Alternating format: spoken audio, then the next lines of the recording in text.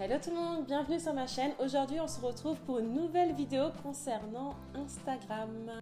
Vous avez envie d'avoir vos 1000 premiers abonnés sur Insta? Vous ne cherchez pas à atteindre les 10K ou les 100K, enfin peu importe. Non, seulement les 1000 premiers. Mais voilà, vous bloquez et vous ne savez pas comment attirer plus de personnes sur votre compte sans passer par des robots ou autres solutions payantes ou un peu farfelues. Alors, vous inquiétez pas, vous êtes au bon endroit parce que c'est exactement le sujet de la vidéo d'aujourd'hui. Allez, je ne vais pas vous faire attendre plus longtemps. On va directement au conseil numéro 1 qui, je pense, va vous sembler évident. Je dirais même peut-être, vous allez vous dire nul à chier.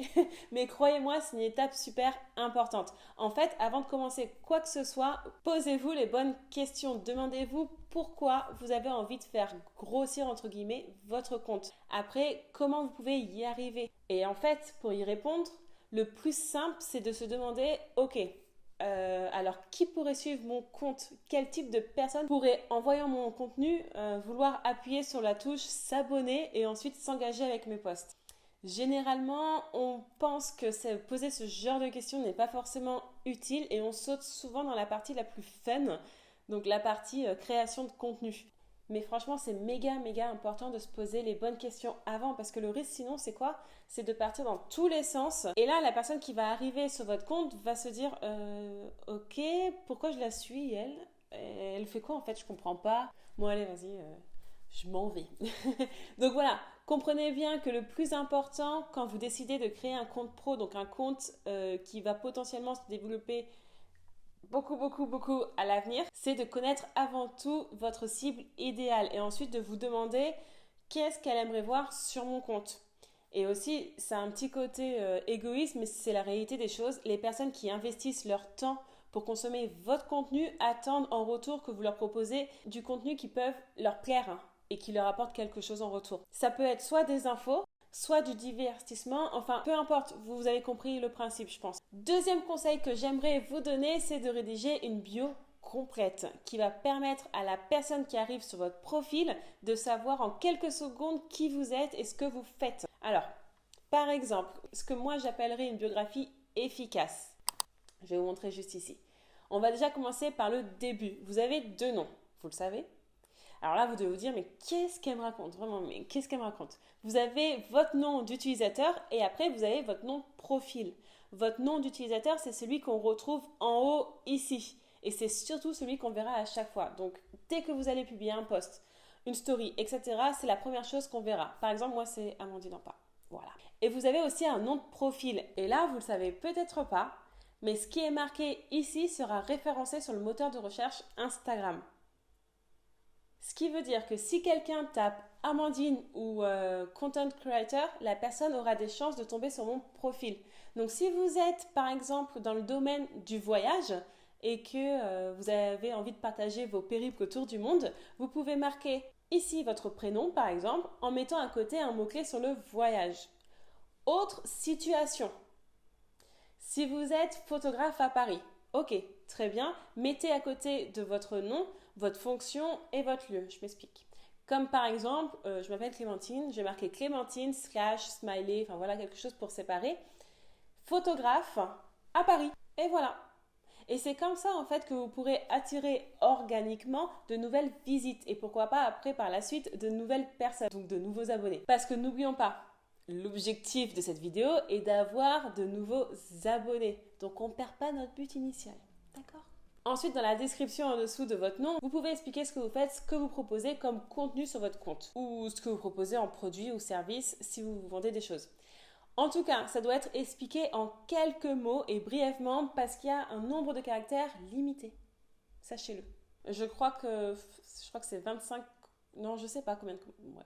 Moi, je voulais marquer en tout premier ce que je faisais et pour ceux qui ne le savent pas, ici, je suis community manager en freelance. Et ça, je l'ai marqué dans ma bio sur Insta pour que ce soit visible et que les visiteurs sachent en arrivant sur mon profil ce que je fais. Et franchement, vous pouvez avoir de nouveaux clients juste avec cette mention-là. Alors, si vous aussi, vous êtes entrepreneur, franchement, n'hésitez pas à le marquer. Ensuite, j'ai indiqué dans la deuxième ligne ce qu'on pourra trouver sur mon compte, à savoir beaucoup de créativité et de good vibes. Et à la fin, je vous recommande de mettre un call to action. Alors pour ceux qui ne connaissent pas ce terme, sachez que c'est une simple phrase qui va inciter votre audience à effectuer l'action que vous souhaitez qu'elle fasse. Par exemple, Vous voulez que votre audience découvre votre chaîne YouTube? Mettez une phrase du genre « Découvrez ma dernière vidéo » avec le lien juste en dessous. Vous avez un produit digital à offrir, par exemple, je ne sais pas moi, un e-book. Pareil, mettez le lien de votre landing page. Ah oui, petite précision, sur Insta, vous ne pouvez mettre qu'un seul lien. Mais après, il y a d'autres outils qui vous permettent de contourner un petit peu cette restriction. En gros, ils vont vous permettre de créer une page qui va recenser tous vos liens comme ici. Moi, j'utilise Snipfeed. Je trouve que les modèles sont jolis. En plus, c'est gratuit. Après, vous avez Linktree, ManyLink. Enfin bref, vous avez l'embarras du choix. C'est pas ça qui manque. Au final, ce que vous devez comprendre, c'est que cette partie de votre compte Instagram est super importante parce que c'est la première chose que verront les personnes qui arriveront sur votre profil. Alors, ne la négligez pas. Décrivez brièvement qui vous êtes et ce qu'on pourra trouver sur votre compte. Et maintenant, passons au conseil numéro 3. Et celui-ci, vous l'avez sûrement entendu des milliers de fois, mais il est essentiel de l'appliquer si vous voulez voir votre nombre d'abonnés augmenter. C'est la régularité. Et comme je sais que c'est pas facile de se tenir à un rythme régulier, je vais vous donner une astuce. Trop gentil, je sais, ne me remerciez pas. Faites-vous un calendrier éditorial. Pour mes clients, je ne marche qu'avec ça. Alors, juste pour vous faire un petit rappel de ce qu'est un calendrier éditorial. C'est tout bêtement un calendrier de contenu. C'est pour savoir ce qu'on va publier dans les mois, les semaines, les jours à venir sur ces réseaux sociaux. L'avantage avec ça, c'est que vous n'aurez plus besoin de vous demander « Ok, qu'est-ce que je vais poster ce soir ?» J'ai pas d'idée. Vraiment pas d'idée. Bon, tant pis, je posterai demain. Et on sait tous que demain, ça sera exactement la même chose. Vous serez au même point. Alors, en préparant à l'avance votre calendrier, vous n'aurez plus ces petits soucis de dernière minute. Et ça, c'est bien. Ce que vous pouvez faire, c'est de batcher votre contenu. C'est-à-dire que vous prenez une demi-journée, ou plus ou moins, peu importe, selon vos besoins, pour créer du contenu pour la semaine ou les semaines à venir. Une fois que c'est fait, vous reportez tout ça sur votre calendrier avec les photos, les textes et les hashtags si vous en mettez. Franchement, comme ça, vous n'aurez plus besoin de vous torturer l'esprit en vous disant « Oh là là là, j'étais censée poster aujourd'hui. » Mais j'ai pas d'idée, j'ai pas de photos, j'ai rien. Enfin bref, en résumé, le calendrier vraiment vous permettra d'enlever toute pression de « je dois absolument poster ». Maintenant, la question « combien de fois par semaine je dois poster pour avoir plus d'abonnés ?» Alors, je vais peut-être en décevoir quelques-uns, mais il n'y a pas forcément de réponse exacte. Alors oui, bien évidemment, plus vous postez, mieux c'est. C'est-à-dire que si vous publiez 3 fois par semaine, vous aurez plus de chances d'être visible que si vous publiez qu'une fois par semaine. Par exemple, pour que ce soit plus concret, si je poste 3 publications dans la semaine, il y a une plus grande probabilité pour que l'un de mes posts décolle et attire énormément de personnes sur mon compte. Alors que si je poste une fois, voire aucune, les chances pour que mon contenu soit, alors je ne vais pas dire viral, mais qu'il attire plus de monde, disons, sont bien plus faibles. En tout cas, pour y arriver, je mettrai 3 fois plus de temps. Alors, petit aparté, poster 3 fois par semaine n'est pas la formule magique. Peut-être que pour vous, ce qui va fonctionner, c'est de poster une fois, peut-être 2 fois, ou voire 4 fois par semaine. Mais dans tous les cas, le calendrier éditorial sera votre meilleur pote pour rester régulier. Parce qu'encore une fois, la régularité, c'est le plus important. Choisissez des jours pour poster, pour créer avec votre audience une sorte de rendez-vous. Le prochain conseil que j'ai envie de vous partager, c'est de miser sur cette fameuse fonctionnalité que vous avez au moins tous entendu au moins une fois dans votre vie, les réels. Les réels, les reels, franchement, je ne sais pas du tout comment on le prononce. Dites-moi en commentaire si vous le prononcez à la façon française ou bien américaine. Moi, je me suis dit, allez, à la française. Croyez-moi, ça va vous apporter encore plus de visibilité. Instagram met vachement en avant ce type de contenu. Donc vous aurez plus de chances d'être découvert par d'autres personnes. Et qui dit être découvert par davantage de personnes dit avoir potentiellement plus de chances de voir son nombre d'abonnés augmenter. Alors si vous posez la question de je ne sais pas quoi faire comme réel, sachez qu'il y a un certain type de réel qui fonctionne mieux que d'autres. En ce moment, ce qui fonctionne très bien, ce sont les réels plutôt divertissants, les réels avec une valeur ajoutée, comme par exemple donner des conseils pour informer son audience, ou les réels plutôt inspirants qui montrent par exemple votre façon de vivre, lifestyle, votre quotidien, voilà. En bref, pour rester cohérent dans votre contenu, vous pouvez faire des réels en rapport avec ce que vous proposez déjà sur votre profil. Par exemple, si vous êtes community manager et que votre principal axe de communication sur Insta, c'est de donner des conseils pour gagner en visibilité par exemple, alors vous pouvez créer des réels dits informatifs, donc c'est-à-dire avec de la valeur ajoutée. Et ça sera en totale adéquation avec ce que vous proposez déjà, donc c'est cool. Si vous êtes plutôt dans la mode, si vous adorez montrer vos derniers achats, privilégiez les réels dits inspirants en montrant vos dernières tenues. Sans oublier, bien évidemment, sans oublier les transitions. Il faut que ce soit dynamique. Et ça, peu importe quel type de réel vous faites, il faut que vos réels soient dynamiques. Vraiment. Que ça bouge, quoi, que ça envoie du groove. Voilà. Alors d'ailleurs, si vous ne savez pas trop comment vous y prendre, comment créer un réel, j'avais fait une vidéo auparavant, je vais la mettre ici ou ici, je ne sais pas où ça s'affiche. Et là, en fait, je vous montre pas à pas comment créer un réel. En fait, c'est un tuto complet, vraiment. Je vous invite à aller voir la vidéo, ça peut vous intéresser. Quatrième conseil, et pas des moindres, ce sera d'interagir avec d'autres comptes. Parce qu'Instagram, c'est avant tout un réseau social. Ce que j'entends par là, c'est qu'il faut communiquer avec les autres comptes. Et ça passe par les commentaires, les réactions aux stories, etc.